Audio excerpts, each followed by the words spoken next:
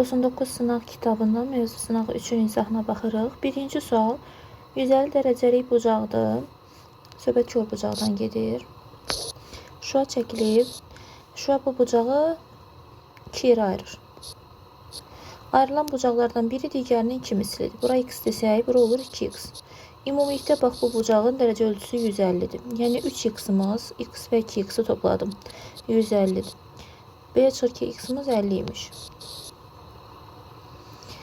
X 50-dirsə 2x olur 100. Məndən bunların fərqini soruşur. 100 çox 50, cavab 50 C variantı. İkinci sual. Çoxluğun alt çoxluqlarının sayı. Bütün alt çoxluqlarının sayı. Ümumilikdə bütün alt çoxluq sayı 2 üstü n ilə tapılır. N elementlərin sayıdır. Deməli, ikinci sualda m çoxluğunda 7 dənə element var. 2 üstü 7, o deyilir 128. Üçüncü sualda deməli 6 üstü 40, 6 üstü 42. Ortaq vuruq kimi 6 üstü 40'ı çıxardıram. Hər ikisinin içərisində var. 6 üstü 40 özü çıxırsa 1 qalır yerində. Üstə gəlinsin. 6 üstü 42'dən 6 üstü 40 çıxıbdır. Elə bir 42'dən 40'ı çıxıbdır. İkisi qalıbdır yerində. Bu deməkdir ki, bu olur 6 üstü 40 vurulsun. 36 eləyir. Üstə bir gəndə 37 eləyir. Nə deyir? Deyir bunun 37'də bir hissəsi. Yəni 1'ə vurub 37'də bölməyimizi istəyir. 37'lər ixtisar gedir. Cavab qalır 6 üstü 40. Variant B.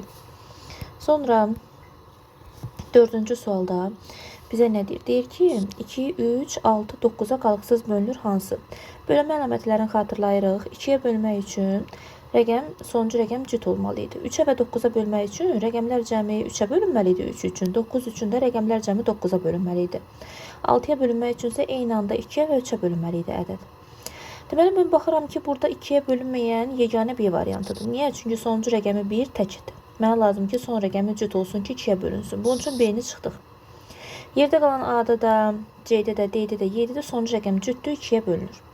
Yəni, biz yoxlamalıyıq, görək. 3'ə və 9'a ödəyirmi? A variantından baxsaq, 8, 7, toplayıram rəqəmləri. 4, 1, 3 və 4. 4 plus 4 8 eləyir. Bu da 4 12 elədi. Üstə 8 gəldim 20, üstə 7 gəldim 27. Baxıram ki 27 3'ə bölünür. 27 9'a da bölünür. 3'ə və 9'a bölündü. Sonuncu rəqəm 4 olduğu üçün 2'yə bölündü. Eyni anda 2'yə və 3'ə bölündüyü üçün 6'ya da bölündü. Elə doğru variant A'dır. Deməli, burada deyir ki, 6'da 5 və 7'də 6 ədədləri arasındakı ədədi tapın. 6'da 5 ilə 7'də 6'nı, bax, bu tip suallarda mütləq birinci ortaq məxrəcə gətirmək lazımdır. 6 ilə 7 ortaq məxrəc 42'dir. 6'da 5'i 42'yə gətirəndə olacaq 42'də 35. 7'yə vurdum da.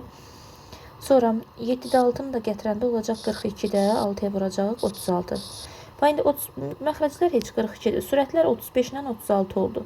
Arada yerləşən ədədi soruşur deyə, arada mən artıq ədəd yaza bilmədim. Onda niyə yiyərəm? Bax, həmişə belə olanda 2 dəfə artıra bilərik. Yəni 2 mislini tapa bilərik. Belə deyək də, məxrəci də 2'yə vura bilərik. Sürəti də 2'yə vururuq. Kəsinin qiyməti dəyişməsin. 2'yə vurduq. Gördük alınmır. 3'ə vura bilərik. 4'ə vura bilərik. 2'yə vuranda olacaq 84. 35'i 2'yə vuranda 70. 84, 36'ın 2'yə vuranda 72. Aha, ora alındı. Demək, məxrəclər 84, 84 bərabər, sürət 70, 72. Ortada 71 var. Məxrəclər 84. Aradakı ədəd 84'də 71. Görək, belə bir cavab var mı? Var, A variantında. Olmaya bilərdi. Dediyim kimi, olmasaydı 3'ə vuracaqydıq. Sürəti də, məxrəci də. Hər iki kəsirdə. Deməli, burada baxırıq 6-cı suala. 6-cı sualda nə deyir bizə? Deyir, sinifdə olan oğlanların sayı qızların sayına deməli 2/5 nisbəti. Yəni 5'dəki hissəsi də belə deyəcəm. Baxın, bunu belə yazaq. Oğlan bölünsün qız. Oğlanların sayının qızların sayına nisbəti 2 bölünsün 5'dir. Həmişə belə sual görəndə nə yazırıq? Oğlana yazırıq 2K, qıza yazırıq, qızın sayına yazırıq 5K. Mənə deyir ki, oğlanların sayı sinifdə olan bütün şagirdlərin sayının hansı hissəsidir? Biz oğlanların sayını nə tapdıq? 2K. Oğlanların sayı, yəni 2K. Sinifdə olan bütün şagird nə qədərdir? Qızla oğlan ikisi birdə nə qədərdir? 7K-dır da. 2K-nın 7K-ya olan nisbətini soruşur. Buradan K-lar ixtisar gedər. Qalar 7'də 2 B variantı. Deməli, burada baxacağıq indi. 7-ci suala. Deyir, qonşu bucaqlardan biri o birinin 80% olarsa. Əvvəla bilirik ki, qonşu bucaqların cəmləri 180 dərəcəyə bərabərdir. Biri o birinə 80% isə, mən birinə x desəm və yaxud da alfa desəm, fərqi yoxdur da. Deyə x isə, bucaq deyə alfa istədim deyə, fərqi yoxdur, x ana deyə bilərik. Biri x isə, o birisi də onun 80%-dir. X-in 80%-ni necə tapırıq? 80-ə vurub, bölürük 100-ə. Yəni, bunları cəmləyəndə biz almalıyıq 180 dərəcə. 180 dərəcə. Bura 1 yazıb, orta mərcə gətirsəm, alacam 100-də. Bura düşəcək 100, bura düşəcək 1. 100 x-in üstə 80 x gəndə 180 vurulsun x olur. Bu bərabərdir. Bu da 180-dir. Buna da bir də 180 kimi yazıram ki, çaşmayayım. Bax, burada 180-lar gedəriksə, çarpaz vuranda x-i taparıq 100. X oldu 100. Mənə nə deyir? Deyir ki, bu bucaqların fərqini tapın. Hə, biri 100-dürsə, o birisi bucaqda 80-dır da, qonşudular axı, cəmləri 180 olmalıdır. Mənə bunların fərqini soruşur, fərqləri də 20 dərəcə B variantı. Baxın, 8-ci sualda rənglənmiş hissəni necə ifadə edirlər, onu soruşur məndən. Əvvəla bu hissəyə baxıram. Bax, bu hissə nədir? A ilə C-nin kəsişməsidir. Lakin orada nə yoxdur? B yoxdur. Yəni, A ilə C-nin kəsişməsidir, qara olan hissə. Oradan B-ni çıxardıblar çölə. Sonra bu bir hissəyə baxıram. Bura nədir? Burada B ilə C-nin kəsişməsidir. Amma fikir verin, A yoxdur. A-nı çıxardıblar çölə. Hə, və sonra ikisini tapdıq. Sonra həmişə bunların ortasına birləşmə işarəsi olur. İki ifadənin ortasına birləşdirirlər də. Yəni, ümumi cavab olur Y variantı. Deməli, baxırıq 9-cu sualda. Deyir ki, M ədədi K ədədinin 4/3 hissəsi olarsa. Bu nə deməkdir? M K-nın, yəni M bölünsün K nəyə bərabərdir? 3 bölünsün 4-ə. Mən M-ə nə deyirəm indi? 3K. K deməyək, gəlin x deyək. Burada K hərfi var deyə K demirəm. Bu olsun 3x, K da olsun 4x. Görən nə deyir? Deyir K ədədi, yəni 4x. M-dən neçə dəfə çoxdur? Bu onu deyir ki, yəni 4x, 3x-dan neçə dəfə çoxdur? Dəfə çox olanda nə edirik? Bölürük. X-lar gedir, 4 bölünsün 3. Bu da deyir 1 tam 3-də 1. 1 tam 3-də 1 dövrü kəsirdi də. Ona görə cavab olur B variantı. Həqiqətən də çevirəndə 1 tam 9-da 3 olur. Bunlar da ixtisar gedir. Olur 1 tam 3-də 1. Deməli 10-cu sualda nə deyir bizə? Deyir ki, uyğun tərəfləri paralel olan bucaqlardan biri o birindən 35 dərəcə kiçikdir. Yadımızda saxlayırıq. Uyğun tərəfləri paralel və yaxud perpendikulyar bucaq verəndə onlar ya bir-birinə bərabər olurlar. O vaxt bərabər olurlar ki, eyni adlı bucaqlar olurlar. Eyni adlı deyərkən, yəni hər ikisi ya iti olur, ya hər ikisi kör olur. Amma o vaxt onların cəmi 180 dərəcə olur ki, onlar müxtəlif adlı olurlar. Biri iti olanda, o biri kör olur. Burada məsələnin şərtinə fikir verəndə görürəm ki, biri o birindən 35 dərəcə kiçikdir sözü varsa, deməli bunlar bərabər deyirlər. Bunların bərabər deyirlərsə, deməli cəmləri 180 dərəcəyə bərabərdir. Biri o birindən 35 dərəcə kiçikdirsə, birinə x deyəndə o birisinə 35 plus x deyirəm də, yəni o birisi ondan 35 dərəcə böyük olur. Yəni bunların cəmləri 180-dir. 2x bərabər olacaq. 180-dan çıxacaq 35-i. Bu necə 145. X də bərabər olacaq. 145-i böləndə 2-yə eləcək 72,5. Məndən böyük bucağı soruşur. 72,5 deməli bu bizim kiçik bucağımızdır. Böyük bucağımız 107,5 olacaq. Toplayanda 180 eləməkdə. Yəni 180-dan çıxdım 72,5-i. 11-ci sualda deyir ki, düz xətt üzərində 8 nöqtə qeyd edilib. Alınan parça və şüaların fərqini tapın. Ümumiyyətlə, düz xətt üzərində şua sayını tapmaq üçün 2-nin düsturundan istifadə edirlər. Parça sayı tapmaq üçün n vurulsun, n çıx 1, bölünsün 2 düsturundan istifadə edirlər. Bunları biz əzbər bilməliyik. 8 nöqtə varsa ki, 8-in 16 şua var. 8 vurulsun, 7 bölünsün, 2 də parça var. Bunlar ixtisar gedir, 4, 7, 28. 28 dənə parça var. Mənə fərqi istəyir, 28-dən 16 çıxacaq, cavab olacaq 12 B variantı. Deməli, 12-ci sualda mənə deyir ki, birinci mötərizənin içərisinə baxırıq. M ilə N-i kəsişdiririk. Kəsişmədə C ilə D-ni görürük ki, hər ikisində var. C, D. Sonra mənə deyir. Deyir ki, çıx C-ni. C-də nə var? C ilə D-dən, C-də baxın D var. Deyir ki, yəni D-ni çıxardım. Bax, buradan D-ni çıxardım. D getdi, qaldı cavab C. C haradadır? C variantında elə verilib. Baxın 13-cü sualda mənə deyir ki, doğru cavab aşağıdakilərdən hansıdır? Deməli, ortadakı işarə birləşmədir. Birləşmə olanda biz bunu ədəd oxu üzərində də göstərə bilərik. 2-7 aralığı, -2-3 aralığı, problem deyil. Bu şəkildə də göstərə bilərik. Amma ən rahat odur ki, birləşmə olanda biz nə var hamısını götürürük də kiçikdən böyüyə doğru. Deməli, bu aralıqlar içərisində ən kiçiyimiz -2-dir. Baxın, -2 ən kiçikdir. Ən böyüyümüzə 7-dir. Yəni, -2-dən 7-yə qədər hər şeyi götürəcəyik burada. O da olacaq A variantı. Yazıb da göstərə bilərdik, birbaşa da götürə bilərdik. Ən kiçik, ən böyük. Birləşmə olanda, kəsişmə olanda təbii ki, hər ikisinə daxil olanı götürmək lazımdır. 14-də nə deyir bizə? Deyir ki, A-dan B-ni çıx, sonra B-dən A-nı çıx. Say nə qədərsə onları topla. Aha, A-dan B-ni çıxanda, görək A-dan B-dəkiləri çıxanda nəyə çıxırıq? B-ni çıxırıq. Bax, B-də də var deyə çıxdım. Sonra nə var? D var, çıxıram. Y var, çıxıram. A-la C yoxdur deyə saxladım. Deməli, A-dan B-ni çıxanda neçədən element qaldı? 2 dənə elementi. A-la C. Bunu sildim. Burada 2 qaldı. Sonra B-dən A-nı çıxıram. Görək nə çıxacam? B-ni çıxacam. A-da da var deyə çıxdım. D, A-da da var, çıxdım. Sonra nə var? Elə Y-də. A-da da var deyə çıxdım. Nə qaldı? F ilə K qaldı. 2 dənə qaldı. 2 plus 2, 4 C variantı. Elə diqqətlə baxırıq 15-ci məsələyə. Məhlul məsələsidir. Baxaq, diqqətlə qulaq asırıq uşaqlar. Nə deyir? Deyir ki, içindəki su 40% olan spirt məhluluna. Ümumiyyətlə, həmişə belə olanda biz ümumi miqdarı 100 götürürük. Elə bilin ki, bizim 100 bizim nəyimizdir? Ümumi maddəmizdir.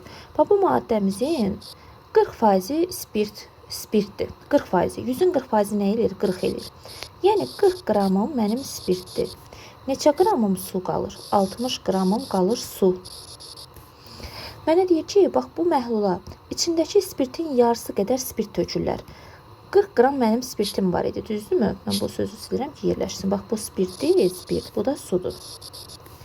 Deyir ki, 100 götürdüm, özümdən həmişə belə götürürəm, 100 götürürəm. 40% spirt məhlulu dediyi üçün 40%-ni tapdım. Gördüm ki, 100-ün 40-ı spirtdir. 100-dən 40-ı spirt isə 60-ı sudur. Mənə deyir ki, bu spirt məhluluna spirtin yarısı qədər spirt tökürlər. 40-ın yarısı nə qədər edir? 20. Bax, bu qədər spirt tökdülər. 3/4 qədər də su əlavə elədilər. Nəyin 3/4? Spirtin yarısı qədər spirt, 3/4 qədər su. Yəni spirtin 3/4. Spirtin 3/4 nə qədər eləyir? Mən burada, baxın uşaqlar, nəyə fikir verməmişəm. İçindəki su deyirik 40%. Mən 40% spirti götürmüşəm, üzr istəyirəm. Burada içindəki su 40%-dir. Bax, bu tərsinədir. Su 40-dır. 60 spirtdir, spirt 60-dır. Çünki deyir də, 100 götürdüm, özümdən ixtiyarı edən. İçindəki su 40%-dir. 100-ün 40%-i sudur. Yəni 40 litri sudur, 60 litri spirtdir. Sonra deyir ki, bu içindəki spirtin yarısı qədər spirt, 60-ın yarısı qədər spirt əlavə edirlər. Yəni 30 spirt əlavə edirlər. 60-ın 3/4 qədər də su əlavə edirlər. Görsən, deyir axı, spirtin 3/4 qədər su. 60-ın 3/4 neçə eləyir? 20 eləyir də. Bax, bu qədər də su əlavə edirlər. Təkrar oxuyaq cümləni. İçindəki spirtin, yəni 60 spirt var. Bax, bunun yarısı qədər spirt. 60-ın yarısına qədər eləyir 30. 60 üstə 30 gəldim. Yəni spirt dediyinə görə spirtin üstə gəldim. 3/4 qədər su. 60-ın 3/4, 40-ın yox, qarışdırmayın. Çünki deyir axı spirtin. Spirtin 3/4 eləyir 20. Su yazılan yerə də 20-ni əlavə elədim. Deməli, məndə ümumi 40 plus 20, 60 oldu su. Deməli, 60 plus 30, 90 da oldu spirtin hal-hazırda çəkisi. Mənə deyir ki, verilənlərə əsasən yeni məhlulda spirtin faiz miqdarını tapın. Baxın, düstur belədir. Maddənin çəkisi surətdə yazılır. Ümumi məhlulun çəkisi məxrəcdə yazılır. Vurulur 100%-ə. Düsturdur. Maddə bilirsiniz nədir? Yəni, spirt deyirsə spirtin çəkisi. Ola bilər ki, spirt deməsin, şəkər məhlulu desin. O zaman şəkərin pesokun çəksin. Ola bilsin ki, yod məhlulu desin, yodun çəksin. Yəni, ümumiyyətlə maddə nədirsə, ondan gedir söhbət. Məhlul amma opşi çəkidir. Opşi, məhlul qarışımdır da. Yəni, ikisi bir yerdə qarışdırılmış vəziyyətdir. Bax, burada mənim maddəm spirtdir. Mənim spirtim nə qədərdir? 90. Mənim ümumi məhlulum nə qədərdir? 60 ilə 90 toplayıram. Ümumi spirtlə su qarışdırıram. 150. İndi vururam 100-ə. Bu sıfırla bu sıfır gedir. 9 ilə 15-i 3-ə ixtisar aparsam, 9-u 3-ə böləndə 3 qalır, 15-i 3-ə böləndə 5 qalır. Bunun da məxrəcində 1 var da. Bu 5 ilə də 100-ü ixtisar aparıram. Bura 1 düşür, burada 20 düşür. Məxrəcdə 1 qaldı, sürəti 3-ü 20-yə vurdum, 60 qaldı. Tapdım ki, cavab 60% imiş. Oldu C variantı. Təkrar baxın, tam anlayacaqsınız. Deməli, 2 dənə düz xət kəsəndə burada 2 bucaq alınır. Bunlar qarşılıqlı olur. Bir də qarşılıqlar bərabərdir də, alfa, alfa. Bir də qonşular, alfa, beta, onların cəmi 180 olur. Bu mənə deyir ki, 3-ün 5-ə nisbətindədir. Deməli, bərabər deyirlər, qonşudular. Qonşudularsa 3K ilə 5K-nı toplayacağım. Bərabər edəcəm 180-da. Qonşu bucaqları cəmi 180-dir. 8K-mız 180-da bərabər edəcək. K da olacaq nə qədər? 180-da 8-ə bölənə neçə eləyir? 8 16. Deməli, 40, 5 8-ində 40. 22 tam onda 5 aldım K-nı. K 22 onda 5-dirsə, kiçik bucağımız 3K-dır da. 3-ü vuracaq 22 onda 5-ə. 3 5-im 15, 1 yadda 3 2 6 da 1 7, 3 2 6. Bir dənə vergül ayırdım. 67 tam onda 5. Kiçik bucağımız oldu 67.5. Bu qədər. Baxırıq indi 17-ci məsələ. Bölən 12 olanda alına bilən qalıqların cəmi. Deyirdi ki, bölən həmişə qalıqdan böyük olmalıdır. Yəni bölənimiz 12-dirsə əgər, hər hansısa bir ədədi mən 12-yə bölürəmsə, mənim qalığım ötərəzə yazıram. 13 ola bilməz. 13 necə qalıq ola bilər? Qalıq 12-dən kiçik olmalıdır. 12-dən kiçik. Yəni 1-dən 11-ə qədər. Ədədlərin cəmi 1 plus 2 plus 3. Bax bu şəkildə. Baxın uşaqlar, bunun üçün də düstur var. N vurulsun, N plus 1 bölünsün 2 düsturudur. Yəni 1-dən tutaq ki, deyirəm ki, 100-ə qədər olan ədədlərin cəmini tapın. Yazırsınız, N vurulsun, N plus 1 bölünsün 2. Burada N bilirsiniz nədir? Neçəyə qədər? 11-ə qədər hesablamırıq. Yəni 11 vurulsun. 11-in üstə 1 yana neçə eləyir? 12, N 11-dir. Bölürük 2. Bu 1, bu da 6. Cavab verəcək 66. Desəydim 1-dən 50-yə qədər 50-ni vuracaqdınız 51-ə. Böləcəkdiniz 2-yə. Nə bilim 1-dən 60-a qədər ədədlərin cəmini tapın. Ardıcıl ədədlərdən gedir söhbət. 60-ı vuracaqdınız 60-ı vuracaqdınız 61-ə. Böləcəkdiniz 2-yə. Bu şəkildə. N vur, N plus 1 bölücü düsturu bir yerə qeyd edin, əgər bilmirdinizsə. Deməli, baxın uşaqlar, A1 ilə A2 paraleldir, gördünüz. Bura 48-dirsə, əlbəttə ki, burada 48 olacaq da, bilirəm. Çünki qarşılıqlı bucaqlardırlar. Qarşılıqlı bucaqlar bərabər olur. Bunlar 44-dürsə, burada 44 olacaq da, bunu bilirəm. Çünki qarşılıqlıdırlar. İndi baxın, burada paralelliyə əsasən görün, nə görəcəksiniz? U-nu gördünüz, U hərfin, baxın, U qaydası. Demişdik ki, U qaydası necə yazırdı? 48 plus 44 plus x U olanda cəm 180 olurdu. 48-in isə 44 gələcək eləcək 2, bir yadda 8 o 1 92 plus x-imiz 180-dır. X də bərabər deyil, 180-dan 92 çıxanda 90, 88. X istəyirdi, o da 88. Uşaqlar, hesab səhvim ola bilər. Nəzərə alın, özünüz də yoxlayın. 19-cu sualda məxrəc 50 olarsa düzgün kəsirlərdən neçəsi sonlu onluq kəsir? Sonlu onluq kəsir o deməkdir ki, sadə vuruqlarını ayır, ancaq 2 və 5-dən ibarət olsun. Bax, 50 nə deməkdir? 50-nin sadə vuruqları nədir? 2 vurulsun 5, 2 5-im 10 eləyir, 10 da 5-ə vuranda 50 eləyir. Baxın, bunun sadə vuruqları elə ancaq 2-lər 5-lərdir. Burada fərqli, yəni bir şey yoxdur. Fərqli nəsə olsaydı, məsəl üçün 3 olsaydı 3-ü siləcəkdi. Yoxdur deyə heç nəyi silmirəm, elə özü qalır. Deməli, 2 5-im 10, 10 da 5-ə vurdum 50. Məxrəci 50 olan 50 dənə, daha doğrusu düzgün kəsir soruşduğu üçün, məxrəcimiz 50 olan mənim 49 dənə düzgün kəsirim var da, birdən 49-a qədər yaza bilərəm. Ona görə də cavab olacaq 49. 50 yox, 50 yox. 49. Niyə? Çünki 50-də 50 düzgün olmayandır. Elə bil ki, cavabımız əslində 50 olmalıdır da. Yəni, problem yoxdur. Bura nə yazırıqsa yazaq. 50-də 1 yaz, 50-də 2 yaz, 3 yaz, 4 yaz, 5 yaz, 50-də 49 yaz. Hamısı sonlu onluq kəsirdir. Sadəcə 50-də 50 yaza bilmərəm. Çünki o düzgün olmur. Düzgün olmayan kəsir hesab edilir. Deməli, buradan baxaq 20-ci suala. Demək, 5-ə bölmədən alınan qalıq. Bilirəm ki, 5-ə bölməyimiz üçün son rəqəmimiz 5-ə bölünən olmalıdır ya da 0 olmalıdır. Deməli, birinci ədədimizdə sonuncu 7-dir. 7-ni 5-ə böləndə qalıq 2 eləyir. Yazdım 2. Amma başında kub var deyə üstünə 3 yazıram. Üstə gəlinsin. Sonuncu rəqəmimiz 4-dür. deməli 0 olsaydı qalıq qalmırdı. 4 olduğu üçün belə 4 qalır da qalıq elə bil. 4-ün də üstünə yazıram 5. Bu bizə nə deyir? Deyir ki, alınan qalığı tapın. Hə, sadəcə olaraq qalığı istəyir. Heç nə hesablayırıq da bunu da. Belə bir ki, bu olur 2 üstü 3. Üstə gəlinsin. 4 üstü 5-i 4'ü 2 üstü 2 yazaram. Çölünə də 5 yazaram. 2 üstü 3 8 eləyir. Bu da 2 üstü 10 eləyəcək. 2 üstü 10 1024 deməkdir. Əzbərləsəz yaxşı olar. Çünki çox istifadə olunur bir çox yerlərdə. 1024'ün də üstünə 8 gələndə eləcə nə qədər? 1032 eləyəcək də, düzdür? İndi 5'e böləndə qalıq nə qədər? Sona baxaq. 2'dir də. 5'e böləndə sonda qalığımız olacaq 2. 0 olsaydı qalıq qalmırdı. 32. Yəni sonuncu rəqəm 2 olduğu üçün qalıq qalacaq elə 2. Uşaqlar 21-ci sual şəkil çəkərək də yaza bilərik. Mən sadəcə bir dənə birinci düsturu deyim. Uzunluğumuz 21-dirsə, 3 bərabər hissəyə bölünübsə, qayda belə bu cür yada saxlayın. Uzunluq neçədirsə, neçə hissəyə bölübsə, bölün ona. Vurun. Hansı hissələr deyir? Birinci və üçüncü hissələr. 3 çıxılsın 1'ə.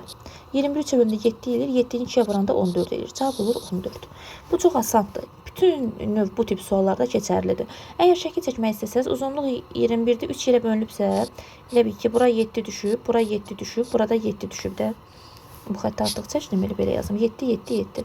Mənə deyir ki, birinci və üçüncü hissənin ortaları arasındakı. Birinci hissənin ortası bura, üçüncü hissənin ortası bura və buranı soruşur. Bura bütöv 7'dir. Burada 7'nin yarısı, 7'nin yarısı. Bunlar da birləşəndə 1'ə 7 verirlər ümumi. 2 də 7'ni toplayanda 14 elir. Belə də yaza bilərsiniz, ümumi bu düsturla da yaza bilərsiniz. Baxın, deyir ki, 22-ci suala Turalın üzüm əkdiyi sahə, buğda əkdiyi sahənin 3'də 2 hissəsidir. Yazıram üzüm bölünsün buğda nə qədərdir? 3'də 2'dir. Üzümümüz olur 3K, üzürsəm 2K. Buğdamız olur 3K. Nədir? Üzüm əkilən sahə 74'dür. Üzümümüz 2K'dır da. 2K'mız 74'dürsə, onda K'mız nə qədər edəcək? O 74'ü 2'yə böləcək, 38'də. Buğda əkilən sahə neçədir? Buğda 3K'dırsa 3'ü vuracaq 38'ə. 3 8'im 24, 3 3'üm 9, o da 2, 11, 114 hektar. Yendirəm, hesab səhvim olsa nəzərə alın. Baxın uşaqlar, bu çox maraqlı sualdır. Əslində asandır, çətin deyil. 2 plus 3 bölünsün, belə bir ifadə verib. Biz bunun cavabını bilmirik, x deyirik. Siz bir dənə fikir versəz, əgər göylə göstərirəm sizə ki, tam başa düşəsiniz. Baxın, məxrəcdə verilən ifadə elə həmin bu ifadənin özüdür də. Bütöv gördüyünüzün özüdür də, elə deyil. Əgər mən bütöv ifadəyə x demişəmsə, deməli mənim məxrəcim də x-dir də. 2 plus 3 bölünsün, məxrəcə 2 plus 3 böl, belə bir şeydir. Mənim bu məxrəcə yazılan elə bütöv verilən ifadənin özüdür. Bütöv verilən ifadəyə x demişiksə, deməli məxrəcimiz də x olmalıdır. Yazıram belə. 2 plus 3 bölünsün, məxrəc də elə həmin şeydir. Ona görə məxrəcə də x deyirəm. Cavabı x demişəm axı ona görə. Bərabər edirəm x-a. Və indi bunu həll edib buradan x-i tapacağıq. Hər tərəfi x-a vura bilərəm. 2x üstə gəlinsin. 3x x-a vuranda 3 eləyir. Bərabərdir. X x-a vuranda x kvadrat eləyir. X kvadrat çıxılsın 2x çıxılsın 3 bərabərdir 0. Diskriminant taparıq. B kvadrat çıx 4ac. Üstürdə yazıram ki, yadınıza düşsün. O da bərabərdir. B-miz 2-dir. 2-nin kvadratı eləyəcək 4. Çıxılsın 4ac. 4'ü 1'ə vuracam. Mənfi 3'ə vuracam. Müsbət 12 eləyəcək. Toplayanda 16 eləyir. x1 bərabər olacaq. Deməli 2 plus 4 bölünsün 2. 6'nı 2'yə böləndə 3 eləyəcək. Mənfi götürmürəm, mənə müsbət qiymət lazımdır. Elə 3'ü götürəcəm, cavab olacaq. X bərabərdir 3. Bax belə. Baxırıq indi buradan. Ata deyir 350 manatı 3 övladı arasında 8, 12, 15. Heç nə 8K, 12K, 15K'nı toplayacaqsınız. Eləcək 35K. 35K. Bu olacaq 350. K olacaq 10. Düz mütənasib hissəyə dediyi üçün 8K, 12K, 15K yazdıq. Tərs mütənasib desəydi 8'də 1K, 12'də 1K, 15'də 1K kimi baxacaqydıq. Nə deyir? Ən çox pul alan övlad. Ən çox pul alan övladımız 15'i vuracaq ona. 150 manat olacaq. Ən az alanımız da 80 olacaq. Mənə deyir ki, ən çox pul alan övlad, ən az pul alan övladdan neçə manat çoxalıb? 150-80'dan 70 manat çoxdur da. Çıxdım, cavab oldu 70 manat. 25-ci sualda 3A'mız 5B'yə bərabərdirsə, baxın burada A'ya B'nin qarşısındakı, yəni A'ya 5K deyirik, B'yə də 3K deyirik. Əçob AB'miz 120'dir. Yəni əçob A'nın yerinə yazıram 5K, B-ni də yerinə yazıram 3K. Bax bu bərabərdir 120-yə. Hər ikisində ortaq vuruq K olduğu üçün K-nı çıxardıram çölə. İçəridə qalır 5, 3 bərabər 120. Baxın 5 ilə 3 qarşılıqlı sadə ədədlərdir. Qarşılıqlı sadə ədədlərin əkobu onların hasilidir. 5-i 3-ə vuranda 15 eləyir. Çölə də K-nı çıxartmışam. Bərabərdir 120-yə. K bərabərdir 120-ni 15-ə böləndə 8 eləyir. K-nı tapdım 8. K 8-dirsə A-mız 5K-dır. Yəni A-mız olacaq 5 vurulsun 8, 40. B-miz də 3K-dır. B-miz də 3-ü də 8-ə vuracağıq. 3, 8-im 24. Onların cəmini soruşur. O da edəcək 64.